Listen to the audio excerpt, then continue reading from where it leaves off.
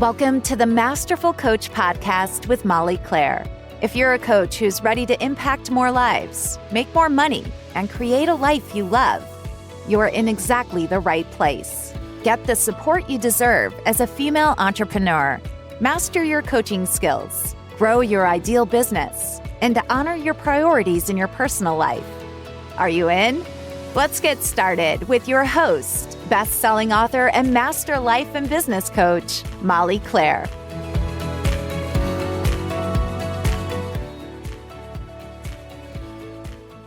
Hello, Coach. Welcome to another bonus episode where you're going to hear some live coaching. If you have ever felt stuck and conflicted between business and your personal life, this episode is for you. Meg is talking about the conflict she feels in prioritizing spending time with her kids on a day that they're off school and the worries and fears that she feels when she thinks about the idea of neglecting her business.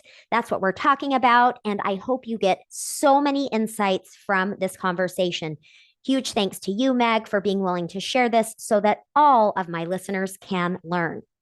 By the way, if you have had your eye on Master Coach training, in case you haven't heard, the doors are open. I am enrolling now, and tomorrow, Tuesday, November 12th, there is a Master Coach training Q&A call. So if you are interested and you have questions, you want to know more about the program, this is the perfect opportunity to cut to the chase, get the details, and get all of your questions answered. Please click in the show notes or go to mollyclaire.com so you can register. I will be there live, and I want to make sure that you have everything you need to make the best decision for you. Master Coach training is a holistic approach to coaching. We are learning about the nervous system. We are learning about emotion-focused modalities, advanced and safe cognitive work so that you can truly help your clients make changes. And we also talk about the ways to implement the most effective action strategies with your clients. If you are serious about being the best coach that you can be, about being safe, effective, and ethical, and you love the idea of building a business where you are giving such phenomenal results that people cannot help but refer to you, this is the program for you. So go ahead and click in the show notes to join that Q&A call, and let's go ahead and dive in to this coaching session with Meg. Okay, Meg, are you ready for some coaching? Of course, Molly. I'm excited to be in this space with you. Let's do it. Okay, so I know you sent in several different inquiries, and I relate to I always have a huge list of things that I would like help with from my coach. There's never a shortage, is there? Ever? Never a day. Nope. Never. So a couple of things that stood out to me, and I just want to start a conversation and kind of see where this goes. But one thing that you wanted some help with is you said you're noticing many of your self-judgments around your daily griefs and giving yourself permission to allow them. And I know in Master Coach training, of course, we've been talking a lot about grief. So it's been kind of, front and center. We've all been mindful of it and mindful of the ways that it shows up.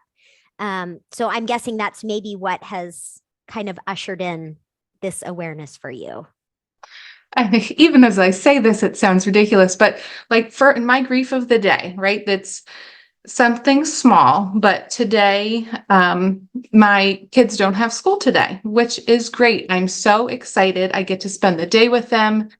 However, I totally forgot that they had this day off, and I had a laundry list of things I was going to get done today.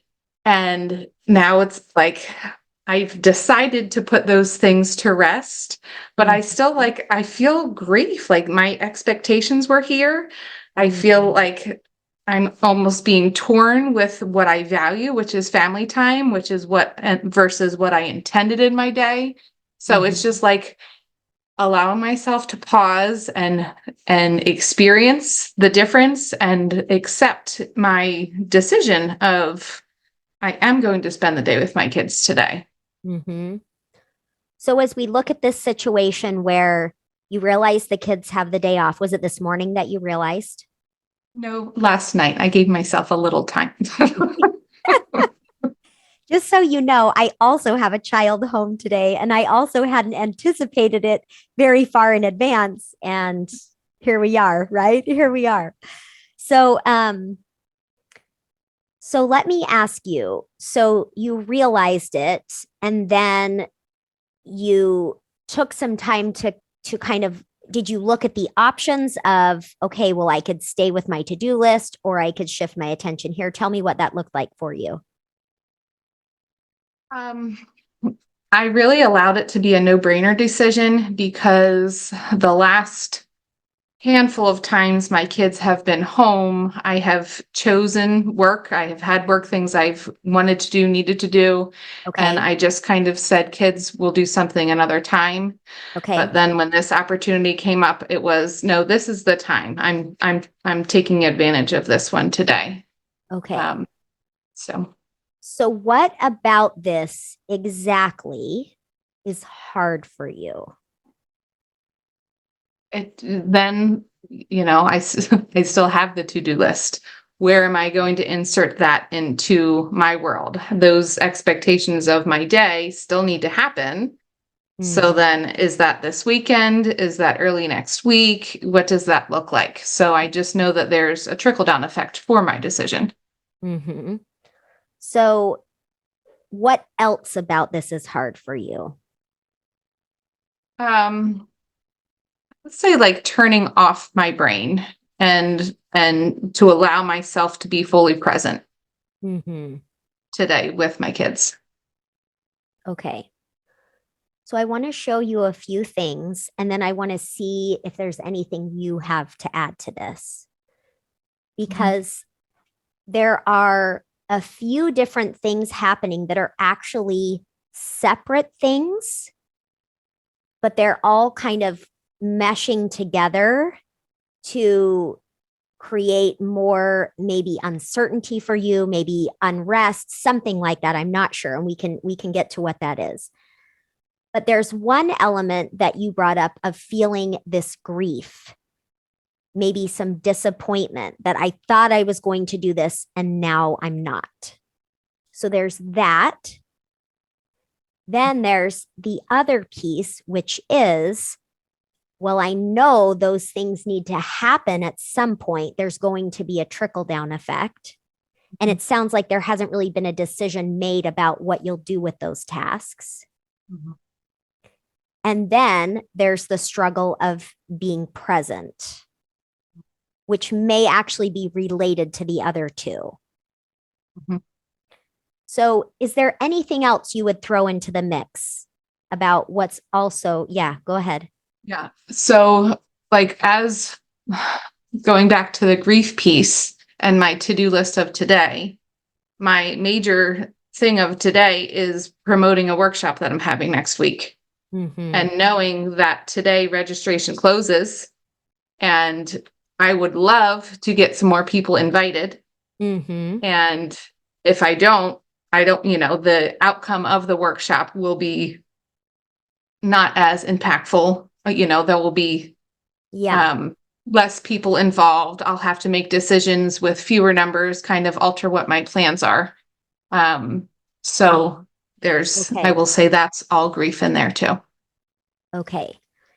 And I think what seems to be, tell me if this lands for you at all, but it seems like in the space of not doing your to do list today, sounds like there are many different emotions and quite a bit of activation with regard to that situation.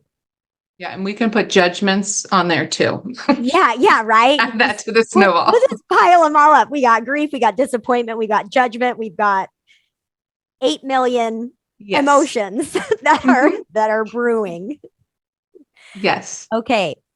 So I'm curious to know, with making this decision to focus on being with the kids today, I'm wondering if you gave enough time and attention to the space of your business. And I want to be clear that I'm not suggesting that the decision you made to be present with your kids today is wrong or right for that Mhm. matter. It's very personal. But I am wondering if because of what had happened before, and maybe possibly some leftover guilt from that. I don't know. Maybe. Yes. Maybe. Maybe a little Maybe. bit. Maybe. Right. So, because of that, it seems to me that maybe you made the decision very quickly without giving yourself a minute to even assess and actually make a decision in this moment. Does that make sense? It does make sense, but I don't know that I agree with it. Okay. Because like, I knew this last night. So, and I'm an early riser. So I spent my morning like doing the things I could do I had 3 hours this morning. So I did get some things done before they even woke up. Okay. So I didn't get everything that I was on my urgent list done, but like I feel like I put in effort today, focused effort Okay. today. So Okay. So I'm going to back up and ask something a little bit differently. Um, did you give proper attention to your business as the CEO of your business, or only as the worker bee of your business? Definitely not CEO. She was not there. She was She was not on vacation during that meeting. there. Well, good for her. So I think this is what I mean, and I think probably the wording didn't land, and it makes sense that it doesn't really resonate with you what I said about not giving proper attention there, because you were in fact putting time and attention on both. However, I'm curious to know, had you looked at it like, okay, when I'm looking at the big picture of what I want in my ideal life and business, right? Where we're anchoring ourselves in a business that supports the life that we want. Did you give the CEO attention to say, okay, if I'm going to make this choice to be with my kids as CEO, what do I need to do to make sure that I am handling what is undone in a way that is satisfactory so that I can be present? Because it's almost like right now, you made the decision to give the time and attention to your kids, but because that piece is missing, you're not really totally following through with that decision, in that your brain can't rest and stay focused on the kids. Yeah. And as you say that, it's, back to the CEO brain. I guess I don't trust my CEO brain. Is I Okay. think when I'm listening to you, my CEO brain would have been here on Monday and would have already had a plan. I had a different almost plan of attack or something, so that it wouldn't be the last minute of registration day and stressed. Like she would have supported me differently. Mm-hmm. So what does that, and I say this not in an effort to shut this down, right? Because you know me well enough to know this question is with curiosity to have more understanding of what's happening in your brain. Mm-hmm. So what does not making not making a different choice on Monday, what does that have to do with your CEO brain today? I don't know the answer. I feel like Was your CEO brain there on Monday? I like to think that answer is yes. I Okay. feel like I have a plan. I'm following things. I definitely go off course, but I try to come back on course. You know that I'm managing a couple of different ventures at the same time. Yeah. Yeah. Um, but I have a calendar. I have a to-do list. Like I mapped out things. So I like to think she was there. But maybe the CEO part of her is part of her is organized, but then there's another part of CEO, right? Is deadlines. It's accountability, I guess. So let's So do maybe this. that's the part.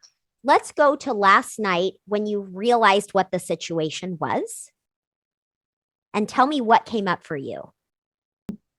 Right? I have a choice. Either I can work tomorrow and the kids can be on screens all day, or I can enjoy the day with my kids and do my business stuff another time. Okay. And how did you feel? Excited that I got to spend the day with my kids. Okay. And conflicted, right? Okay. I have goals. I have deadlines. Like I have those things too that I know that I would be saying no to. Okay. So when you think I have a choice, I can be with my kids or I can follow through with my business. Mm-hmm. How does it feel to think that that's your choice? Like a lose-lose situation. Yeah. Yeah. And I think I love that this is coming up, not because I love how it feels to you, obviously, but because this highlights such a common and both something that's very common and something that, when shifted, can make a huge difference. Because, and I see your face, I'm like, okay, Meg maybe knows where I'm going with this. No, I'm just listening. Go, Molly, go. That's what I'm saying. But notice that when you're thinking, I have a choice, I can either be with my kids or I can get work done in my business, you're believing these two parts of your life are in conflict with each other, when actually they're both a part of the ideal life you are creating. They are not in competition with each other. They can be cooperative parts of the big picture. What's coming up for you when I suggest that idea? What's coming up for me and makes me laugh is I've heard it so many times, right? And I feel like I do try to blend them. And in this case, I'm still practicing, right? Sometimes I do it very seamlessly, but then this isn't a situation I face all the time, right? Days off of work, last minute, that's not something I've practiced navigating yet, versus like the day to day, I have that nice blend and they can complement each other. But in this situation, I'm still practicing. And I'm curious to know, when you think last night, when you realized this, was there some emotional activation when you saw, like maybe like, oh no? Oh, for sure. Like you just saying it, my stomach is just like tingly and, like I feel it for sure. Yes. And so it makes sense that when we're a little more activated, right? We go into problem solving. We go into that, just like I said before, was the CEO there or was the worker bee there, right? Mm-hmm. So it sounds like the worker bee came in that moment last night. Mm-hmm. And remember that when we have that emotional activation like that, we don't have as much access to that prefrontal cortex, mm-hmm. right? Which we know is like the CEO brain. Truly, mm-hmm. right? It is the CEO brain. And so it makes complete sense that you would have immediately gone to old ways of thinking. Well, I have a choice. It's either this or this. And then in a way, you've been operating in that way ever since, right? Kind of these absolutes. And because there wasn't that moment of being able to pause, and totally normal, right, that this happened, it's like you missed out on that opportunity to be able to think at that higher level as to how can I solve this in a way that supports what I'm ultimately working toward. Mm-hmm. What's coming up for you as I'm saying all of this?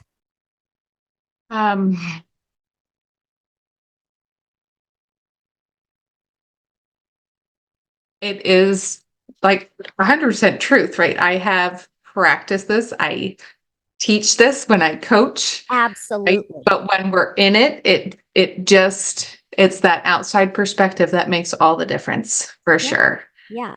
And I know that everything you just said is true, and it's remembering to pause. It's remembering to go, okay, hold on, breathe, what's happening, so that I can, right, make that informed decision clearly versus reacting. Yes.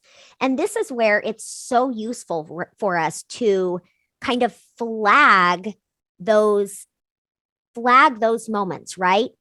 Flag what it feels like when we feel activated, because then we know, hold on, I know that any decision I make in this moment is most likely not going to be the most clear and effective decision, right? Or flagging times that we have this all or nothing thinking or absolutes, or flag the thinking if you notice that you're believing these two things are in competition. Okay, this is an indication that I'm not totally centered. Yeah. And so I just want to say a few things that I think that, first of all, normal that you did this, normal that your brain went there, normal that your body and your emotions went there, and such a great opportunity to be here and highlight this, because guess what? The next time this happens, you're going to remember this conversation. And then it's going to be, okay, how do I actually solve for the situation? And it allows that opportunity for you to ground yourself, right? Whether it's tapping, breathing, whatever it is, just to bring yourself down into that calm state. And then access that higher level thinking, what you know to be true, which is you're building a business that supports your ideal life. And that really doesn't mean an either or. It means that every decision is made with your ultimate goal in mind and you feeling supported as you move forward. What do you think, Meg? Well, just hearing, that mark it as a flag, right? It's when you first started talking, it was like, oh yes, okay, Meg, think days off equal, I want to prepare for them. I want to make a decision. And that's like, no. What we're actually talking about is allowing myself to notice and respond to that feeling within me, right? And pausing there. It's not just because it was a day off of school. That was my feeling, right? That's what I'm really wanting to mark. And because I'm so visual, I just imagine like a flagpole going into my stomach. Yes, like, the this flagpole right there. I mean, it's true because we can all do the very best we can to plan ahead, but we don't have to be afraid of like missing something like this and believing that then we have to panic and then it's a disaster. No, what we can do, right? Just like you said, like you're like, put that flag in the ground, right? Right in your stomach. Okay, this emotion is an indication that I'm going into a little bit of panic, a little bit of freak out. This emotion is an indication that I might make a decision that's not going to play out very well. Yeah. And not that emotion is a problem.